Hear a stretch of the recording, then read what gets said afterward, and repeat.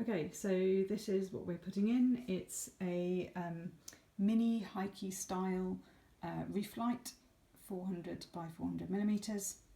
It's designed to fit a caravan which has a flat roof, and herein lies part of the installation problem. So what do you get inside the box? You get the roof light itself, okay, which is covered in a sort of plastic sheen to protect it. It's a sort of double glazed thing, so hopefully it will insulate or be insulated a little bit. So this is the bit that you slide through the hole in the roof, okay, and then on the inside you fit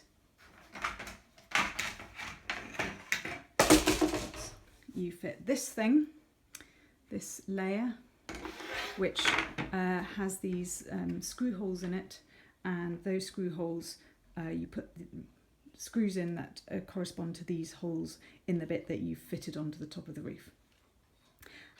You're supposed to cut these little screw sort of supports to the length that will correspond to the width of your the depth of your roof. I'm not saying this very well. These are designed for caravans where you already know how thick your roof is. So you've got the metal of the caravan or plastic or whatever it is, and then the insulation, and then the cladding on the inside of the caravan, and you should be able to measure that and tell how thick everything is, and then cut this down to the right length. Now, we don't know any of those things because we haven't done the cladding, we haven't done the insulation, and our roof is not flat at all, it's all bumpy. I'll show you that in a minute.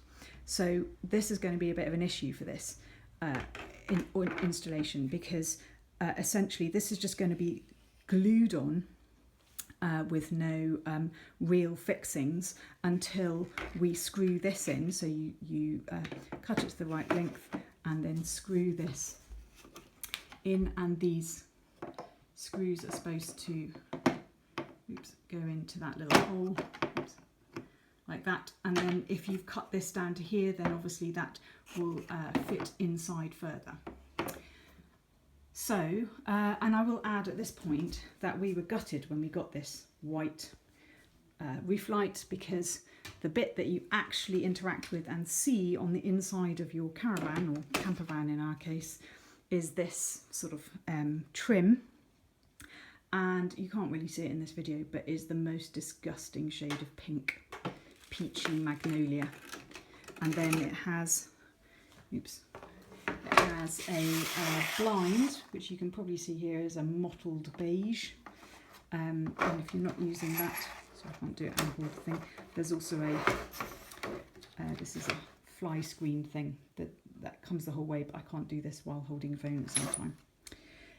So what are we going to use for this installation? It comes with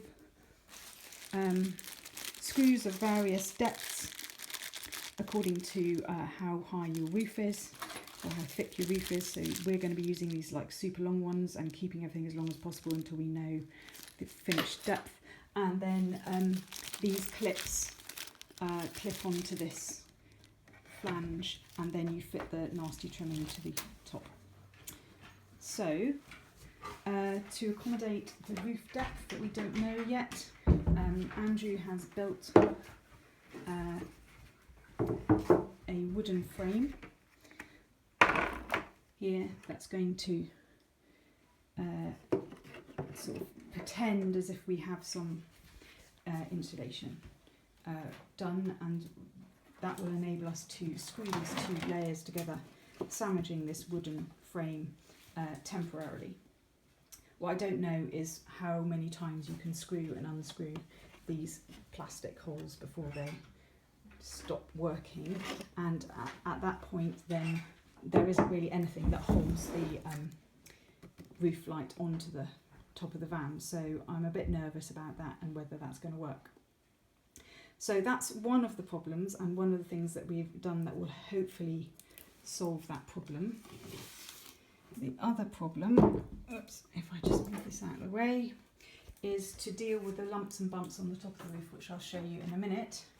And I have made this plastic insert thing. Okay, so this is made from a sort of weird, I don't know, expanded foam thing or something. It's sort of flexible, as you can see. It's sort of slightly bendy. It's easy to carve with a Stanley knife, and these shapes correspond to the shapes, and you can see I've chamfered them on the roof of the van, and this will sit on the roof of the van. I've labelled it, as you can see, and fill in some of the lumps and bumps so that the this roof light, when you actually sit it on the van, sits on something relatively smooth and straight. So the kit that I'm using to attach it is I'm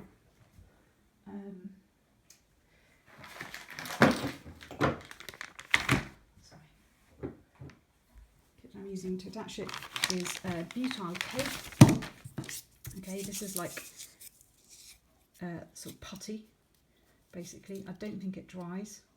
I've done a test run. It sticks to this, it sticks to the metal, and they don't dissolve each other, which is good. What I did discover is that ordinary bathroom silicone, the stuff that smells of vinegar, which I thought I would originally seal the whole thing with, dissolves this tape, so that's no good. So I'm going to be using instead the stuff that the window people recommend, which is a Cica-Elastomer 710. We bought that from Tanks, I think, as well. This was a big roll, by the way. I've already used half of that.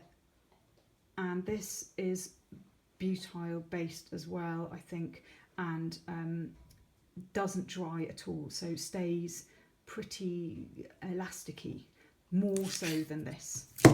Okay, but to actually seal the very edges, I've got another sealant called Cica, which is compatible with the butyl stuff but actually goes hard, and that's this Sikaflex 512.